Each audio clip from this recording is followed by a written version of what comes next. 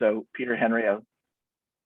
I want to introduce Peter Henrio Sj, who is a longtime friend of mine.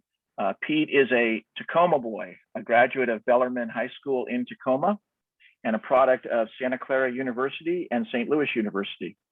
He joined the Oregon province of the Jesuits in 1956.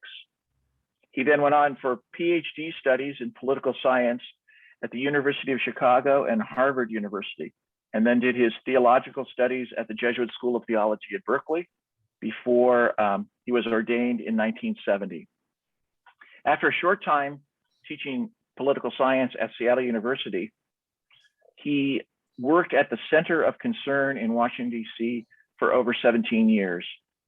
While there, he co-authored a book called Social Analysis, Linking Faith and Justice and Catholic Social Teaching, an incredibly influential work. He doesn't write that down when I ask him for a bio, but I will say incredibly important. His second book was Catholic Social Teaching, Our Best Kept Secret. In 1986, he transcribed from the Oregon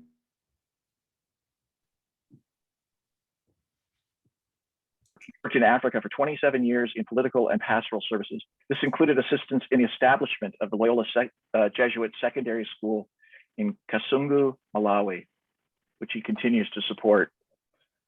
He returned to Tacoma in 2016, has been involved in retreat work, adult education program, chaplaincy at the local ICE detention center. So a wonderful man. It is my pleasure to introduce our speaker today, Father Peter Henriel. You're on, Pete. Thanks very much, John. Am I coming through okay? Yep. Okay, so hopefully no one mistakes me for John Whitney, even though that's the name underneath there. But I appreciate very much John and John Coleman for the initial invitation, for all the work that goes in for this very interesting series here. And I really am very appreciative to be invited. Let me begin with what we always do here in the Northwest with the traditional land acknowledgement, because I acknowledge that as I'm making this presentation, I'm on the traditional homelands of the Puyallup tribe. The Puyallup people have lived on and stewarded these lands since the beginning of time, and they continue to do so today, and we are very grateful for that. Well, I'm very happy to be part of this program. It's a very important program. I'm a Tacoma boy, but I did spend a lot of time in the Bay Area, as John mentioned, Santa Clara, and then doing theological studies in Berkeley. But the topic of this death penalty, I call the overall topic I'm presenting, be pro-life, be anti-death penalty, because it really fits into my own religious and political and pastoral stance of trying to be pro-life from womb to tomb. Just 2 Sundays ago, on a very rainy street corner here in Tacoma, I prayed with the 40 Days group. It's a group that stands outside one of the clinics here and prays for life. And I prayed with them, but included a strong emphasis in praying for an end to the death penalty, because my pro-life stance, and hopefully the stance of all of us, is respect for life from the womb to the tomb. However, the different phases, the different styles, the different politics might enter that, we approach this topic in a pro-life stance. As John has mentioned in introducing me, I'm trained in constitutional law, experienced a lot in the social teaching of the church, social justice, political advocacy. I joke with my friends that when I graduated from Bellarmine here in Tacoma, went to Santa Clara to prepare to become the president of the United States, but the Jesuits distracted me and I joined the Jesuits, but I've been involved in a lot of political kinds of activities. But I've also am a priest and I'm involved in pastoral activities. And a lot of that, different experiences very strongly, has been ministry in chaplaincy in prisons here in the state of Washington and in the countries that I worked in for almost 30 years, Zambia and Malawi. and then returning back to Tacoma in the ICE detention center. Very disgraceful, very unjust system here in Tacoma. So I have had direct contact with those who've been killed and with those who've been accused of killing. So it's a topic of extreme relevancy at this very moment. Just to localize the situation, Washington State and Oregon State have abolished capital punishment. There's no capital punishments going on in California, though the law is still there, but there's been a moratorium on any executions declared by the governor. Right now, there are 697 women and men on the death row in California. That's the largest numbers in the Western Hemisphere. But across the country, there are hundreds on death row waiting for possible execution. And in recent months, recent years, we've seen a resurgence of educations across the country. Just in the last days of the Trump administration, you may know, the federal government had not been executing, but with the permission, possible urging of Mr. Trump, executions were begun. And after a 17-year pause, 13 people were executed in the last 6 months of Mr. Trump's term of office. Biden then came in, President Biden, personally anti-death penalty, but his administration, with evidently his approval, has in the past several weeks been pushing hard for the execution of a rather famed killer, the Boston Marathon killer. And the fact that this administration is allowing that push to go forward does give question to Mr. Biden's announcement that he is pro-life in terms of not approving of the death penalty.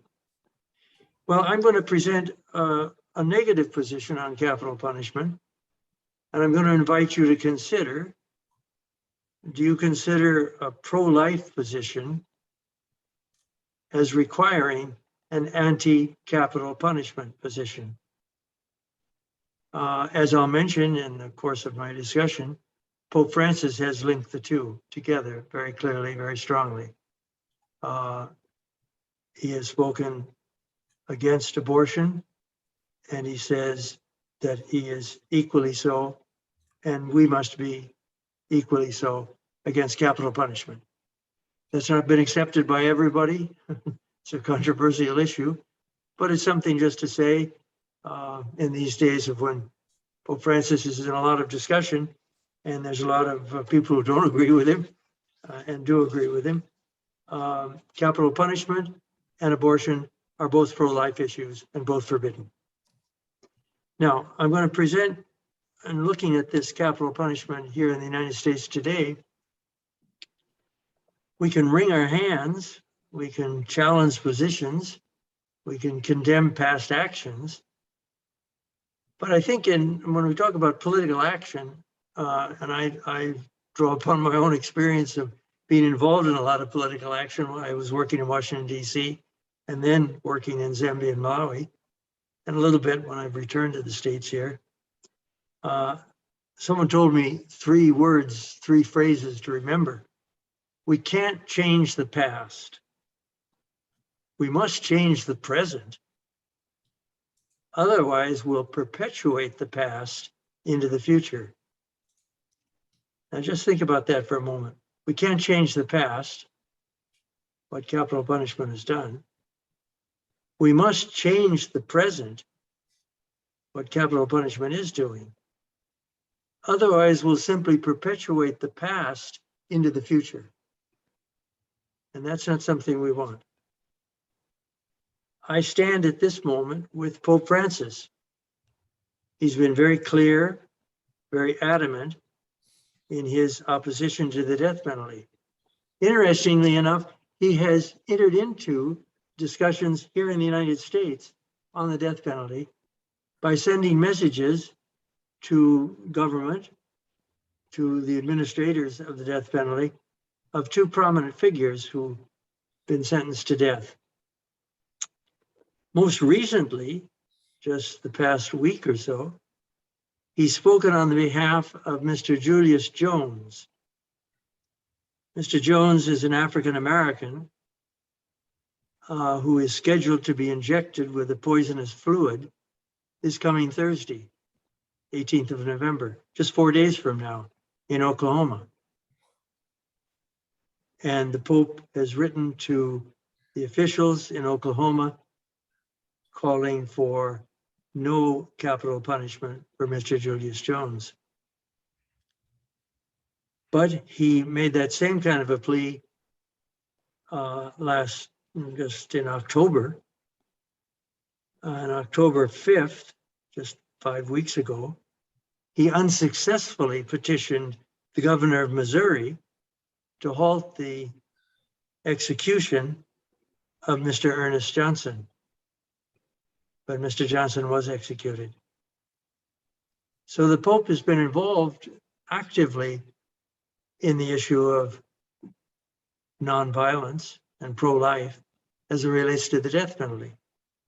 So I think it's important that we look at his position, but at the general discussion about the death penalty and its legitimacy or non-legitimacy, its effectiveness or non-effectiveness. In petitioning to halt these executions, neither Pope Francis nor I, nor so many opponents of the death penalty, forget those individuals, those women and men who were killed by Mr. Jones or killed by Mr. Johnson.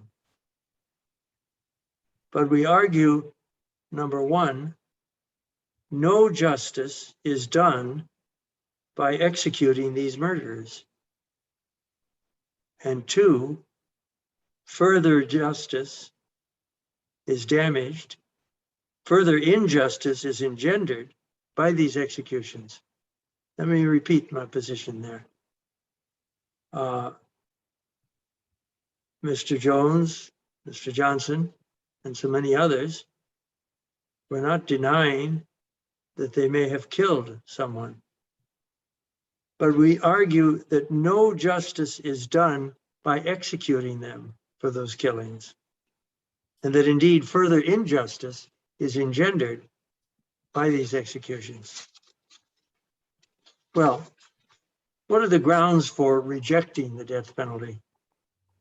This is a question that's been explored in many places by many expert authors. I'm certainly not an expert in this area, but I have done reading, studying, and some praying on the matter.